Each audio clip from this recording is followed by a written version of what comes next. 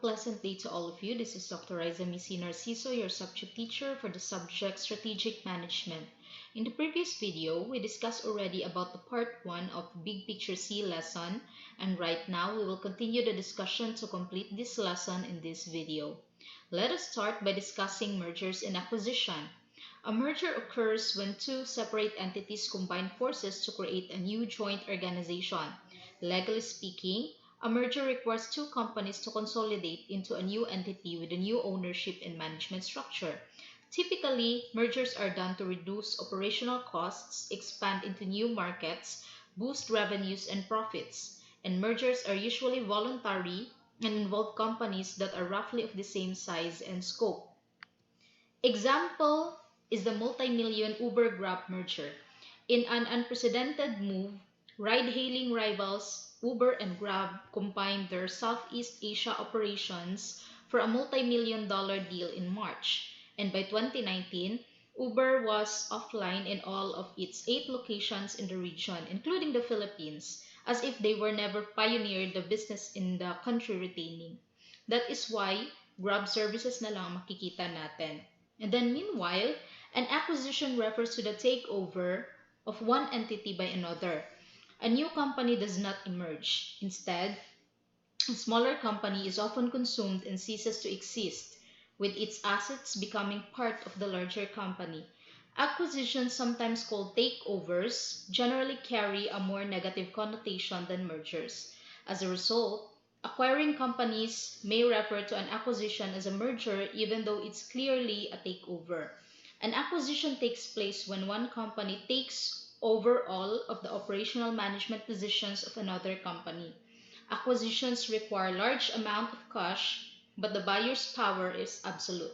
So best example is when BDO acquired ONB, and now called BDO Network Bank.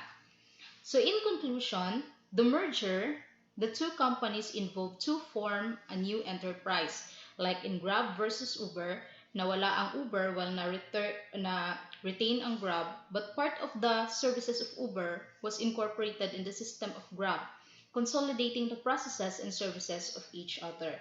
Whereas in the acquisition, the two companies do not lose their existence. So BDO and ONB are still there. It's just that the name and management are changed. So since BDO bought ONB, so the control of ONB falls to BDO. Okay, next. A minority of mergers and acquisition may show positive results in the years immediately following the completion of deals. Mergers and acquisition typically create uncertainty.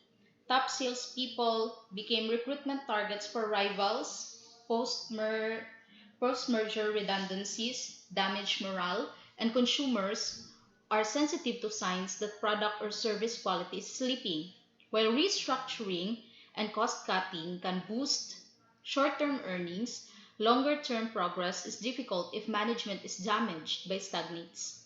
So Haspela and Hemison 1991, however, identify a number of distinct post-acquisition organizational styles with specific organizational change implications.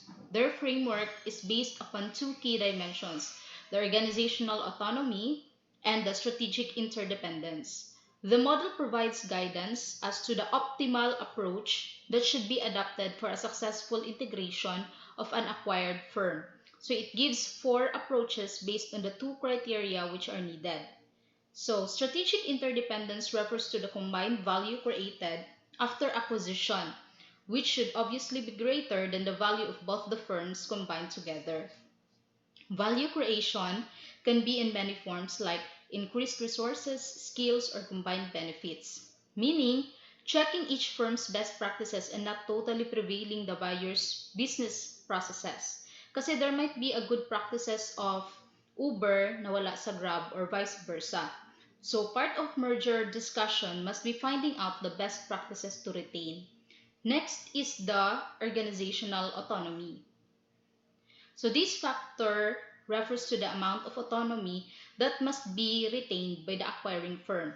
So based on the differential need for the above 2 factors, Haspela and Hemison have identified the following 4 approaches of effective acquisition integration.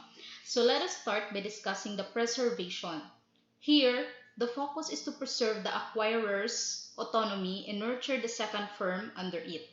Although BDO bought O&B, but at some point, a certain freedom shall be given to O&B to ensure employees not to be demotivated thinking that they are working for others na.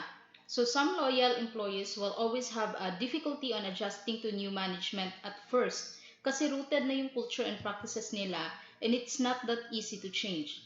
Example, the freedom to recruit and select applicants can be given to each bank for as long as the standard operating procedure shall be followed. Okay, second is the symbiosis. This is very difficult task where both the factors have to be satisfied and work moves gradually. Example, who will be retained as the manager for each department? Who, when, and how many are we going to lay off? And then third, we have holding. Here, the focus is mainly to create value through financial resource sharing and autonomy needs are low. Example, integration is not given much weightage. So, ang naiba lang is the new management. So, still continue pa rin ang business operation as normal. And lastly, we have absorption. This approach is highly inclined towards focusing on generating the required value from the acquisition, even if that might demand a loss of autonomy or slower or lesser integration. So meaning, a call for focused group discussion and brainstorming as to what should be retained or not, considering what processes or practices is of great value. So when mergers and acquisition occurs, one of the most affected resources is the human resource, and because of this, top management also considered the impact of it by safeguarding the welfare of the employees. Okay, next. At this point, we will discuss the direction of integration, which is the vertical and horizontal. So first, let us tackle the backward integration. A backward integrative growth strategy would involve buying one of your suppliers as a way to better control your supply chain. So doing so could help you to develop new products faster and potentially more cheaply. An example for this is the Starbucks. Starbucks is best known as a chain of coffee shops. As such, it has various suppliers and inputs. It buys coffee beans to make coffee as well as customized mugs and products to sell in its store. It's backward vertically integrated when it bought a coffee farm in China because normally it would have to buy coffee beans from a coffee bean supplier. Starbucks chose to buy a coffee farm in China, an area that showed tremendous growth in the number of coffee drinkers. At the same time, there was an increased growth in the number of coffee drinkers. So at the same time, there was an increased competition among companies selling coffee, such as McDonald's and other chains such as Costa Coffee. So adding so many new coffee drinkers to the market creates competition for high quality beans, with every coffee shop needing to buy them. Competition for high quality beans means that some competitors will not receive them at all, and that those who do will pay a high price driven up by competition. By backward vertically integrating by buying a coffee farm, Starbucks ensure that it will have a bean supply and that it will receive it as a reasonable price. Now, let's understand the forward integration. Okay, as you saw earlier, that backwards means a company acquires those companies who provide the raw materials for manufacturing products. In this case, forward means one company acquires the distribution of sales channel for a move forward. So in the supply chain system, you already saw how supply management processes go on. Apple has its own selling distribution channel as well as its own manufacturing processes. So in this case, Apple uses both the backwards and forwards integration strategies. So Apple has its own software, hardware, and retail stores. Also have their own services company. Apple is the only company who uses all techniques, and we can say that it is vertically integrated into everything. Moving on, strategic portfolio analysis involves identification and evaluation of all products or services groups offered by company on the market, we so-called as the product mix, and preparing specific strategies for every group according to its relative market share and actual or projected sales growth rate. It can also be used to make strategic decisions about strategic business units. Portfolio analysis in strategic management allows to answer key questions: how to shape the present and future business portfolio of products and services in order to reduce the risk of functioning in a changing environment and increase the effects of the implemented strategy. One of the common methods of portfolio analysis used in strategic analysis is the BCG, Growth Share Matrix, or also known as BCG model, Boston Matrix, BCG Matrix, BCG analysis, or Boston box. So this was developed by Bruce Henderson in the early 1970s for Boston Consulting Group, okay, known management consulting. The Boston Consulting Group matrix presents different business units or major product lines based on their relative market share and the growth of the market. The model is useful in brand marketing, strategic management, and production management and business portfolio analysis. Market growth is presented by the vertical or y-axis. Ito. The axis is divided into two segments: more and less than 10% growth per year. A market growth above 10%, ito, is considered high. Therefore, this variable symbolizes the attractiveness of the market, while relative market share is represented by the horizontal or x-axis. Okay, this one. So it is company's market share divided by the share of its biggest competitor. So relative market share serves as a measure of the company's strength in the relevant market segment. So the limiting value is at 1. Okay? Is that, yun. A value greater than 1 implies that a company has the largest relative market share and therefore is the market leader. A relative market share of 0.1 means that company's sales volume is only 10% of the leader's sales volume. A relative share of 10 means that company's strategic business units is the leader and has 10 times the sales of the next strongest competitors in the market. So the highest value typically is defined on the left, ito, and the lowest is on the right, as opposite in the market growth. So BCG Matrix helps business to analyze growth opportunities by reviewing the market growth and market share of products and further help in deciding where to invest, to discontinue or develop products. BCG model puts each of the firm's business into one of the four categories. The categories were all given remarkable names: the cash cows, the stars, the dogs, and the question marks. So let us discuss now first the question marks. As seen, it is categorized as having a high growth but low market share. To high growth kasi more than 10, and having a low market share kasi nasa sa 0.1 to 1. This business represents a low market share in a high growth industry. So maliit lang ang nagabay or consume ng product pero nasa magandang location naman. So as the name suggests, it is difficult to say if these products will become the stars or drop into the dogs category. Generally, these products are the start-up or new products which have a good commercial prospect. Therefore, they require a huge amount of investment to gain or maintain market share and to become a star product.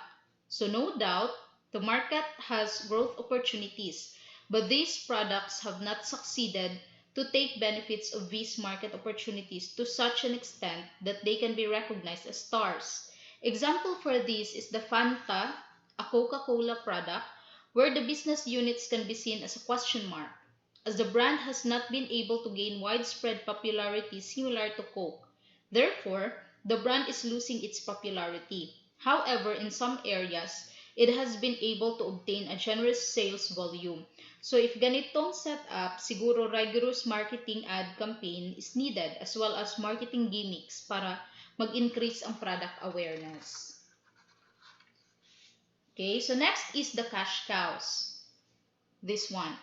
Categorized as having a low growth, yun, kasi nasa 0 to 10 yung classification na niya but high market share kasi nasa 1 to 10 ang classification niya in the horizontal axis. So, businesses under this category usually follow stability strategies. Further, these firms required a little investment and generate cash that can be utilized for investment in another business units. However, when cash cows lose their appeal and move towards decline, a retrenchment policy may be followed. So Coca-Cola is an example of cash cows. This product is sold across 200 countries in the mature beverage industry. The bottling partners in different regions help in making the finished beverages available to the market. This is how the organization is earning a significant amount of revenues from its finished products. So in a mature industry, it is advisable for a company to keep the sales volume high as the business unit is comparatively a good source of generative revenue. Next is we have the stars, categorized as having high growth and high market share. Stars are leaders in business. These products have rapid growth and dominant market share. However, they require heavy investments to maintain its positions and its large market share. Furthermore, stars lead to a large amount of cash consumption and cash generation. Therefore, an attempt should make to hold market share and to support further known otherwise, a star will become a cash cow. The bottled water Kinley, a Coca-Cola product, is one such example of stars. So this example is suitable here because the mineral water industry is still viewed as a gradually growing segment on an international scale. So the rising population would require more bottled water to fulfill the needs of the people. So due to the rising needs for bottled water, the growth opportunities for this business product in the industry has increased. So even though Kinley faces competition from other competitors, nevertheless, it is essential for the management to understand that the bottled water brands will remain a source of significant sales in the future.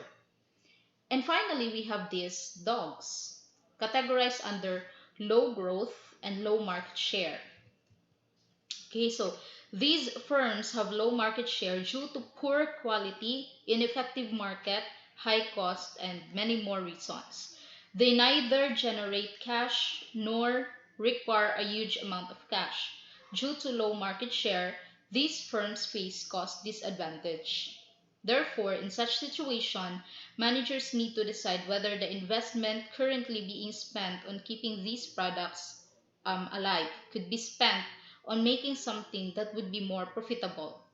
So Diet Coke, a Coca-Cola product, is an example of dogs. It was launched with the motive to offer consumers relatively healthier beverage options in terms of calories consumed. However, the brand has not been able to fetch consumers' interest, which led to the declined sales of this business unit.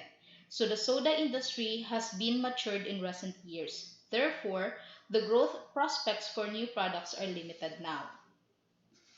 So in conclusion, the BCG model helps in strategic planning, but like any other marketing model, it works in some situations and in others. So it helps companies to assess which products need to be promoted to generate revenue and which one needs to be discontinued. So in short, BCG model gives a true picture of how marketing efforts will affect businesses' overall cash flow. Next discussion is the Strategic Business Unit or SBU. SBU is a profit center which focuses on product offering and market segment. SBUs typically have a discrete marketing plan, analysis of competition, and marketing campaign, even though they may be part of a larger business entity. A strategic business unit or SBU operates as an independent entity, but it has to report directly to the headquarters of the organization about the status of its operation. So it operates independently and it focused on a target market. So it is big enough to have its own support functions such as HR, training departments, etc. There are several benefits of having an SBU. So this principle works best for organizations which have multiple product structure. So SPU are able to affect most factors which influence their performance. General Electric is an example of a company with this sort of business organization. Managed as separate businesses, they are responsible to a parent corporation. So GE has 49 SBUs. So the best example of SBU are companies like Procter and Gamble, LG, and many more. So these companies have different product categories under one roof. For example, LG as a company makes consumer durables. So it makes refrigerators, washing machines, air conditioners as well as television.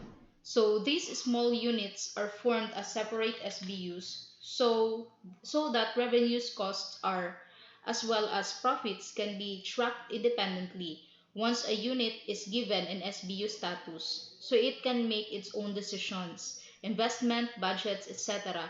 It will be quick to react when the product's market shares or takes a shift of changes start happening before the shift happens. The last topic is on related diversification. Related diversification is the most popular distinction between the different types of diversification and is made with regards to how close the field of diversification is to the field of the existing business activities. So this type of diversification is used mostly by small businesses because it is less risky. In the majority of cases, it does not require big investment and owners feel more secure because they know the opportunities and threats in the field of their main business activities. However, sometimes this diversification does not bring the expected results and profits. Most often, the reason for this is the underestimation of accompanying problems and the need of knowledge and skills in the field of change management, cultural differences, human resource management such as layoff, quitting, promoting, and hiring, and so on. However, the reason for not meeting the results and expectations of the diversification may be the overestimation of the expected benefits and profits from the synergy during the preliminary analysis. Richard Branson, famous from his companies Virgin, has more than 300 companies that carry the Virgin name: Virgin Atlantic, Virgin Mobile, and Virgin Galactic. His most recent venture into space travel are just a few examples. So this related diversification strategy works because all the companies share the brand, marketing, public relations, and corporate knowledge. And that's all for the discussion for the Big Picture C Unit Learning Outcome A. Stay tuned for the next video to discuss about the Unit Learning Outcome B. So thank you and God bless.